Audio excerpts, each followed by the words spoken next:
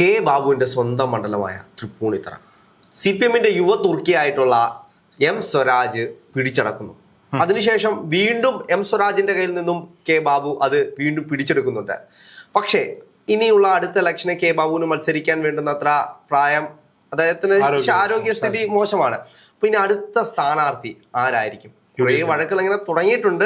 UDF-ന്റെ നിയമസഭാ തെരഞ്ഞെടുപ്പിന് ഇനി 1.5 വർഷക്കാലം ബാക്കി നിൽക്കുന്നുവെങ്കിലും ഇനി ത്രിതല പഞ്ചായത്ത് തെരഞ്ഞെടുപ്പിന് വേണ്ടിയുള്ള തയ്യാറെടുപ്പുകൾ നടക്കുന്നതിന് തൊട്ടു മുമ്പ് നിലമ്പൂരിൽ ഉപതെരഞ്ഞെടുപ്പ് ഏകദേശം ഉറപ്പായിരിക്കുന്ന സാഹചര്യമാണ്. അപ്പോൾ സ്വാഭാവികമായിട്ടും നിയമസഭാ മണ്ഡലങ്ങളിലൊക്കെ സ്ഥാനാർത്ഥിമാർ പര്യടനം ആരംഭിച്ചു. പക്ഷെ അതിനപ്പുറത്തേക്ക് എല്ലാ മണ്ഡലങ്ങളിലുള്ള നേതാക്കന്മാരെ എല്ലാ മണ്ഡലവും കണ്ണുവെച്ച് തുടങ്ങിയിട്ടുണ്ട്. ഉറപ്പായിട്ടും പ്രവർത്തനങ്ങൾ പോലും ആരംഭിച്ചിരിക്കുന്നു എന്നുള്ളതാണ്. തൃപ്പൂണിത്തറ എടുത്ത് ചർച്ച ചെയ്യാനുള്ള കാരണം എന്ന് പറയുന്നത് കെ ബാബു അദ്ദേഹത്തിന്റെ സ്വാധീന മണ്ഡലമാക്കി വെച്ചിരുന്ന തൃപ്പൂണിത്തറ. ഉമ്മൻചാണ്ടി സർക്കാരിന്റെ അവസാന കാലഘട്ടത്തിൽ കെ ബാബു കൈകാര്യം ചെയ്തിരുന്ന എക്സൈസ് വകുപ്പ് ബാർ കോഴ വിവാദമുണ്ടാകും. കെ ബാബുവിന്റെ ഇമേജ് മുഴുവൻ ഇടിഞ്ഞു താഴുന്നൊരു സാഹചര്യം. അവിടെ എം സ്വരാജ് മത്സരത്തിലെത്തും. കുണ്ടന്നൂർ സ്വരാജ് എന്നൊക്കെ അദ്ദേഹത്തിന്റെ പേര് വീഴാനൊക്കെ കാരണമായ തെരഞ്ഞെടുപ്പ്. പക്ഷേ എന്നിരുന്നാലും CPM-ന്റെ ഏറ്റവും യുവ തുർക്കി എന്നൊക്കെ പറയുന്നത് ഉറപ്പായിട്ടും CPM-ന്റെ പ്രതീക്ഷ നൽകുന്ന ഒരു സ്ഥാനാർത്ഥി. 2016 എം സ്വരാജ് കെ ബാബുവിനെ പരാജയപ്പെടുത്തുന്നു. അതായത് 4000 ചില്ലോന വോട്ടിന്റെ ഭൂരിപക്ഷത്തിലാണ് എം സ്വരാജ് കെ ബാബുവിനെ പരാജയപ്പെടുത്തുന്നത്. എന്നാൽ 2021 വരുമ്പോൾ ഈ പറയപ്പെടുന്ന കെ ബാബു സീറ്റ് തിരിച്ചുപിടിക്കും. വോട്ട് ഷെയറിന്റെ ഉണ്ടായ മാറ്റം എന്ന് പറയുന്നത് നിസ്സാര വോട്ടുകൾ, അതായത് 2000-നോടടുത്ത വോട്ടുകളുടെ മാത്രം ഭൂരിപക്ഷത്തിലാണ് കെ ബാബു എം സ്വരാജിനെ അവിടെ പരാജയപ്പെടുത്തുന്നത്. അപ്പോ ഇനി ഒരു തെരഞ്ഞെടുപ്പ് വരാനുണ്ടാവും.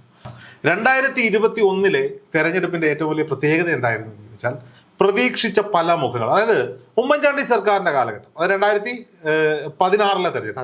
2016 തെരഞ്ഞെടുപ്പിൽ ഒരു വലിയ യുവനിരയുടെ വലിയൊരു സ്വാധീനം, വലിയൊരു യുവനിര ഇടതുപക്ഷത്തും വലതുപക്ഷത്തുമായി കേരള നിയമസഭയിലുണ്ടായിരുന്നു. എം സ്വരാജും നമ്മുടെ M Swaraj, VT Balram, Shafi Parambil, Hibi Eden, Roji M John, പിന്നെ നമ്മുടെ അങ്ങനെ ഒരുപാട് പേരെടുത്ത് പറയാൻ ഒരുപാട് പേരുണ്ട്. ഇപ്പോ ഇടതുപക്ഷത്തേക്ക് ചിന്തിക്കുകയാണെങ്കിൽ നമ്മുടെ ഇപ്പോഴത്തെ സ്പീക്കർ ഷംസീർ അടക്കമുള്ള, എം സ്വരാജ് അടക്കമുള്ള DYFIയുടെ മുഖങ്ങളായിട്ടുള്ള പല ആളുകളും നിയമസഭയിലേക്ക് വന്ന ഒരു വർഷമാണ്. എന്നാൽ തൊട്ട് അടുത്ത തവണ നടക്കുന്നത്, അതായത് ഒന്നാം പിണറായി സർക്കാരിന്റെ കാലഘട്ടത്തിൽ നടക്കുന്ന 2021 തെരഞ്ഞെടുപ്പിൽ എന്താണ് സംഭവിക്കുന്നത് വെച്ചാൽ ആദർശങ്ങൾ പറഞ്ഞ ആളുകളുടെ ഹൃദയത്തിൽ കൂടിയ പല നേതാക്കന്മാർക്കും പരാജയം നുണയേണ്ടി വന്ന ഒരു തെരഞ്ഞെടുപ്പാണ്. അത് ഏറ്റവും വലിയ ഉദാഹരണങ്ങളാണ് LDF ക്യാമ്പിലെ എം സ്വരാജും UDF ക്യാമ്പിലെ VT ബൽറാമും.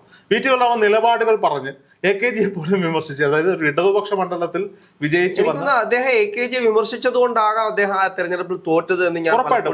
അല്ലാതെ MP രാജേഷിന്റെ കഴിവുകൊണ്ട് വിജയിച്ചു എന്നൊന്നും ഞാൻ പറയുന്നില്ല. പക്ഷെ എം സ്വരാജിന് ഏറ്റ പരാജയം അത് CPM-ന്റെ വലിയൊരു പ്രതീക്ഷ. അതിന് വേറൊരു കാര്യം എന്ന് വെച്ച് കഴിഞ്ഞാൽ അദ്ദേഹം ഈ ഭൗതികവാദവും അതുകൂട്ടുള്ള CPM-ന്റെ കടുകട്ടി വാക്കുകൾക്ക് ഇതിനേക്കാൾ വലിയ കഥകളൊക്കെ പറഞ്ഞിരുന്ന P രാജീവ് മന്ത്രിയായില്ലേ, MA ബേബി മന്ത്രിയായിരുന്നില്ലേ. അപ്പോൾ സ്വാഭാവികമായിട്ടും പക്ഷെ എം സ്വരാജിന്റെ അറിവ്, അദ്ദേഹത്തിന്റെ വായന, ആഴത്തിലുള്ള വായന, പിന്നെ സംസാര ശൈലി, CPM-ന്റെ ബുദ്ധി കേന്ദ്രങ്ങൾ. CPM-ന്റെ അടുത്ത താത്വിക ആചാരൻ ആരാണെന്ന് ചോദിച്ചാൽ അതിന് ഉത്തരവേ ഉള്ളൂ എം സ്വരാജ് എന്നാണ് എന്റെ ഉത്തരം. പക്ഷെ ഇവിടെ സംഭവിച്ചു പോയി എന്താന്ന് ചോദിച്ചാൽ ഇദ്ദേഹത്തിന് ഈ ഒരു പിണറായി സ്റ്റൈലുണ്ട്. എം സ്വരാജ് എപ്പോഴും ഒരു പിണറായി സ്റ്റൈൽ എടുക്കുന്ന ഒരാളാണ്. സാധാരണക്കാരോടുള്ള ഇടപെടലും മറ്റു കാര്യങ്ങളും ഒക്കെ നോക്കും ഇച്ചിരി കട്ടുകെട്ടിയാണ് ആളെന്ന് തോന്നുന്നത്. ഒരു ധാർഷ്ട്യം നമുക്ക് ഫീൽ ചെയ്യും. ഒരു മാധ്യമ പ്രവർത്തനം ഇത് ഒരു ബൈറ്റ് എടുക്കാൻ ചെന്നാൽ പോലും ഉണ്ടാകുന്ന പ്രശ്നമുണ്ട്. പക്ഷേ നോക്കൂ, മാതൃഭൂമിയുടെ എന്ന് പറയുന്ന പരിപാടിയിൽ ഇദ്ദേഹത്തിന്റെ ഒരു ഡിബേറ്റ് ഞാൻ കാണാൻ ഇടയായി. ഇതില് അദ്ദേഹം ഹൈന്ദവ പുരാണങ്ങളും സംസ്കൃത ശ്ലോകങ്ങളും ഒക്കെ ഞാൻ വാ വിളിച്ചിരുന്നു പോയി. ഇദ്ദേഹത്തിന് ഇത്രയും വലിയ ആഴത്തിലുള്ള ജ്ഞാനം ഈ കാര്യങ്ങളിൽ ഉണ്ടോ എന്ന ഒരു വലിയ സത്യമായി പോയി, ഒരു അറിവായി പോയി. അപ്പോൾ രണ്ടാം പിണറായി സർക്കാരിന്റെ കാലത്തിൽ ഈ പറയപ്പെടുന്ന എം സ്വരാജ് തിരഞ്ഞെടുക്കപ്പെട്ടിരുന്നെങ്കിൽ ഉറപ്പായും ഒരു മന്ത്രിസ്ഥാനം ക്ലെയിം ചെയ്യാൻ പറ്റുന്ന നേതാവായിരുന്നു. ഉറപ്പായും ലഭിച്ചാൽ കൊടുക്കോ ഇല്ലയോ എന്നുള്ളത് രണ്ടാമത്തെ കാര്യമാണ്. കാരണം ഷംസീറിനെ പോലും കൊണ്ടുപോയി സ്പീക്കർ സ്ഥാനത്ത് പിന്നീട് ഇരുത്തേണ്ടി വന്നു. അപ്പോൾ സ്വാഭാവികമായിട്ട് കിട്ടേണ്ടത് ഞാൻ പറയുന്നത് ഇനി ഒരു പുതുതലമുറ CPM-ൽ ഉണ്ടാകാൻ പോവുകയാണ്. പിണറായി വിജയന് ഇപ്പോൾ തന്നെ ആരോഗ്യപരമായ പ്രശ്നങ്ങളുണ്ട്. അടുത്ത നിയമസഭാ തെരഞ്ഞെടുപ്പ് പോലും നയിക്കാൻ പോകുന്നത് പിണറായി വിജയന്റെ മുഖം. ഇപ്പോഴേ ഒരു ചോദ്യങ്ങൾ ഉയർന്നു തുടങ്ങിയിട്ടുണ്ട്. പിണറായിക്ക് ശേഷം ആരാണ് CPM-നെ നയിക്കുക? CPM-അല്ല, മന്ത്രിസഭയെ നയിക്കുക അധികാരം കിട്ടിയാൽ.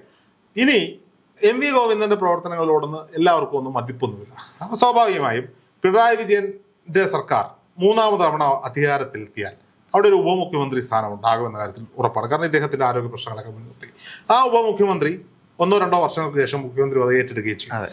അങ്ങനെ വരികയാണെങ്കിൽ അതൊരു ന്യൂനപക്ഷ വിഭാഗത്തിൽ നിന്നുള്ള ഒരു മുഖ്യമന്ത്രി ആയിരിക്കണം. ഒന്നുകിൽ ഒരു വനിതയായിരിക്കണം, അല്ലെങ്കിൽ ഒരു ന്യൂനപക്ഷ വിഭാഗത്തിൽ നിന്നായിരിക്കണം, അല്ലെങ്കിൽ സംവരണ വിഭാഗത്തിൽ നിന്നായിരിക്കണം. ഈ ഒരു 3 ഡിമാൻഡ് അവിടെ ഈ ഔദ്യോഗിക പക്ഷം തന്നെ ഉയർത്തും. അവിടെ ഉയർത്തുമ്പോൾ വനിതയായിട്ട് ആരെ ഉയർത്തി കാണിക്കാൻ പറ്റും? ആകെ ഒരാളെ ഉള്ളൂ, കെ ശൈലജ ടീച്ചർ.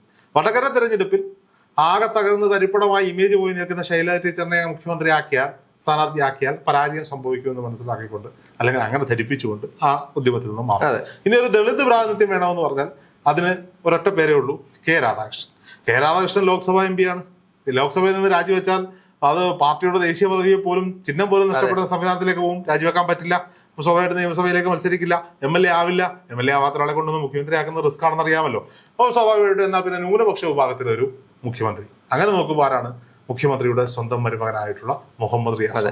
അപ്പോൾ മുഹമ്മദ് റിയാസിലേക്ക് മുഖ്യമന്ത്രി സ്ഥാനം എത്തുന്ന കാര്യത്തിൽ രാഷ്ട്രീയ നിരീക്ഷകർക്ക് ആർക്കും യാതൊരുവിധമായ സംശയവുമില്ല. അങ്ങനെ വരുമ്പോൾ ഇപ്പുറത്ത് ഒരു ബാലൻസിങ്ങിന്റെ ഭാഗമായി പാർട്ടിയുടെ സംസ്ഥാന സെക്രട്ടേറിയറ്റിലേക്ക് സെക്രട്ടറീസ് പദത്തിലേക്ക് ഒരു പുതുമുഖത്തെ അവരോധിക്കും. അത് എം സ്വരാജ് ആയിരിക്കും എന്നാണ് അണിയറയിലെ നീക്കങ്ങൾ. അതിനുള്ള ത്രാണി താത്വികാചാര്യനാണല്ലോ.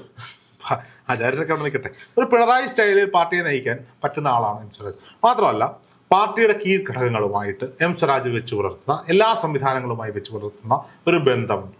ഒരു ജൂനിയർ പിണറായി സ്റ്റൈൽ. അതെ, പിണറായി വിജയൻ പാർട്ടിയെ നയിച്ചൊരു രീതിയുണ്ട്. എനിക്ക് അദ്ദേഹം പാർട്ടി സെക്രട്ടറി ആയിട്ടിരുന്ന പിണറായി വിജയൻ എനിക്ക് ഭയങ്കര ഇഷ്ടമാണ്. അപ്പോൾ സ്വാഭാവികമായും എം സ്വരാജ് ആ ലെവലിലേക്ക് പോകാം. എന്തായാലും അടുത്ത തെരഞ്ഞെടുപ്പിൽ തൃപ്പൂണിത്തുറയിൽ ഇടതുപക്ഷത്തിന്റെ സ്ഥാനാർത്ഥി എം സ്വരാജ് ആയിരിക്കും എന്ന കാര്യത്തിൽ യാതൊരു വിധമായ സംശയമില്ല. അപ്പൊ അങ്ങനെയാണെങ്കിൽ കെ ബാബുവിന് ആര് പകരക്കാരനാകും? ഇതാണ് നമ്മൾ ഉയർത്തുന്ന ചോദ്യം. നമ്മൾ സ്വരാജിലേക്കല്ല, നമ്മുടെ മുഖ്യമന്ത്രിയിലേക്കൊന്നും അല്ല ചർച്ച കൊണ്ടുപോകാൻ ആഗ്രഹിക്കുന്നത്. സ്വരാജിന് കെ ബാബുവിന് ശേഷം തൃപ്പൂണിത്തുറയിൽ ആര് സ്ഥാനാർത്ഥിയാകും? നോക്കൂ, കഴിഞ്ഞ തെരഞ്ഞെടുപ്പിലും അതിന് മുമ്പത്തെ തെരഞ്ഞെടുപ്പിലും ഒക്കെ പല പേരുകൾ പലയിടങ്ങളിലും നമ്മൾ കേട്ടു. ഒരുപാട് കോൺസ്പിറൻസികൾ നിറഞ്ഞു നിന്നൊരു സമയം. ഇതിൽ സിനിമാ താരങ്ങളെ കൊണ്ടുവന്ന് സ്ഥാനാർത്ഥിയാക്കുന്നത് ഇടതുപക്ഷത്തെക്കാൾ കൂടുതൽ UDF ഒരു താല്പര്യമുള്ള വിഷയമാണ്. എന്നാൽ ഇടതുപക്ഷത്തുണ്ടായിരുന്നു ഭരത് മുരളി സ്ഥാനാർത്ഥിയായിട്ടുണ്ട്, M മുകേഷ് സ്ഥാനാർത്ഥിയായിട്ടുണ്ട്, KP ഗണേഷ് കുമാറിനെ UDF നിന്ന് കൊണ്ടുവന്നാണെങ്കിൽ പോലും KP ഗണേഷ് കുമാർ ഇടതുപക്ഷത്തിന്റെ സ്ഥാനാർത്ഥിയായിട്ടുണ്ട്, ഇന്നസെന്റ് സ്ഥാനാർത്ഥിയായിട്ടുണ്ട്, കലാഭവൻ മണി സ്ഥാനാർത്ഥിയാകുന്നത് കേട്ടു, പക്ഷെ നടന്നില്ല. അപ്പോൾ സ്വാഭാവികമായി UDF ചിന്തിക്കൂ, കഴിഞ്ഞ തവണ ധർമ്മജന് സീറ്റ് കൊടുക്കുന്നു, അതിനു മുമ്പ് PV ജഗദീഷ് കുമാറിന് സീറ്റ് കൊടുക്കുന്നു, അങ്ങനെ പലർക്കും കോൺഗ്രസും സീറ്റ് കൊടുക്കുന്നുണ്ട്. അപ്പൊ എന്തായാലും ധർമ്മജന് ഇനി ഒരു സീറ്റ് കൊടുക്കില്ല എന്നുള്ളത്. അപ്പൊ പിന്നെ സിദ്ദിഖാണ് മലയാള സിനിമയിലെ വലിയ കോൺഗ്രസ്സുകാരനുമോ, സിദ്ദിഖിന് കൊടുക്കാൻ പറ്റില്ല ഇപ്പോഴത്തെ. പക്ഷേ UDFന്റെ എല്ലാ തെരഞ്ഞെടുപ്പുകളിലും എല്ലാ തെരഞ്ഞെടുപ്പ് വേദികളിലും പ്രസംഗിക്കാനെത്തുന്ന ഒരു മുഖമുണ്ട്, ആളുകളെ കയ്യിലെടുക്കുന്ന. പാലക്കാട് പൂർവ്വ അദ്ദേഹത്തിന്റെ ഷോ ഉണ്ടായിരുന്നു. തൃപ്പൂണിത്തുറക്കാരനാണ് രമേശ് പിഷാൻ. അപ്പോ സ്വാഭാവികമായും UDF സ്ഥാനാർത്ഥിയായി തൃപ്പൂണിത്തുറയിൽ വരാൻ സാധ്യതയുള്ള ഒരു സെലിബ്രിറ്റിയുടെ പേരാണ്. പക്ഷെ അദ്ദേഹത്തിന് അർഹതയുണ്ട്. കാരണം എന്ന് വെച്ച് കഴിഞ്ഞാൽ അദ്ദേഹത്തിന്റെ ആ ഒരു പ്രസംഗങ്ങൾ ആളുകളെ പിടിച്ചിരുത്തുന്ന ഒരു ശൈലി രമേശ് പിഷാരിക്ക്. രമേശ് പിഷാരി വളരെ ബ്രില്യന്റ് ആയിട്ടുള്ള ഒരാളാണ്. സ്വാഭാവികമായി അദ്ദേഹത്തിന്റെ വഴി, അദ്ദേഹം വന്ന വഴി ജൂനിയർ ആർട്ടിസ്റ്റായിട്ട് കുഞ്ഞു കുഞ്ഞു വേഷങ്ങളൊക്കെ, കുഞ്ഞു സ്റ്റേജ് ഷോകളൊക്കെ ചെയ്ത് സിനിമയിലൊന്നും വലിയ വേഷങ്ങളിലൊന്നും തിളങ്ങാൻ പറ്റാതെ, കപ്പൽ മുതലാളി എന്നുള്ള സിനിമയിൽ നായകനൊക്കെ ആയിട്ട് എന്നിട്ടെന്നാലും മലയാള സിനിമയിലെ അവിഭാജ്യ ഘടകമായി മാറിയ, മലയാളം ടെലിവിഷനിലെ അവിഭാജ്യ ഘടകമായി മാറിയ ഒരാളാണ് രമേശ് പിഷാരടി. അതിനുമപ്പുറത്തേക്ക് ഇത്രയും ടെലിവിഷൻ ഷോകളും ഇത്രയും സിനിമകൾ ചെയ്യുമ്പോഴും തന്റെ രാഷ്ട്രീയ നിലപാടുകൾ തുറന്നു പറയാൻ പലർക്കും മടിയാ. അതെ, ആ ഒരു മടിയും. അത് എനിക്ക് തോന്നുന്നു ഇടതുപക്ഷത്തെ പറ്റിയാണെങ്കിൽ ആർക്കും അധികം മടിയില്ല. പക്ഷെ ഒരു കോൺഗ്രസ് ചായ്വൊക്കെ ആണെങ്കിൽ അവർക്ക് പറയാൻ തന്നെ ഒരു മടിയാണ്.